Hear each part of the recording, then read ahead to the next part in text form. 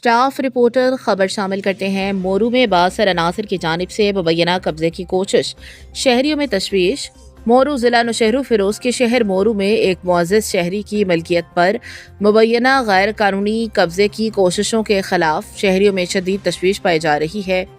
ज़राए के मुताबिक मरहूम काजी मोहम्मद तैयब के साहबजादे जनाब जमील अहमद काजी की मलकियत दुकान जो मुमताज़ सिनेमा मोरू के करीब वाक़या है पर बासर अनासिर की जानिब से मुबैना तौर पर ज़बरदस्ती कब्जा करने की कोशिश की गई। वाक़ये के बाद मुकामी शहरियों में गम गुस्सा और बेचैनी की फ़िज़ा पैदा हो गई। शहरियों का कहना है कि जमील अहमद काजी एक मुअज़्ज़ज़, बावकार और कानून पसंद ख़ानदान से ताल्लुक़ रखते हैं और इलाके में इज़्ज़त और एहतराम की निगाह से देखे जाते हैं। उन्होंने मुतालबा किया कि मुतालिका इंतज़ामिया और कानून नाफिज करने वाले इदारे फौरी तौर पर वाक़ये का नोटिस लें और ज़िम्मेदार अनासिर के खिलाफ कानूनी कार्रवाई अमल में लाई जाए। अवामी हलकों ने इस अज़्म का इजहार किया कि वो कानून की बालादस्ती और शहरी हकूक़ के लिए हिफ्ज़ के लिए तहफ़्फ़ुज़ के लिए अपनी आवाज़ बुलंद करते रहेंगे और किसी भी गैर कानूनी इक़दाम को बर्दाश्त नहीं किया जाएगा।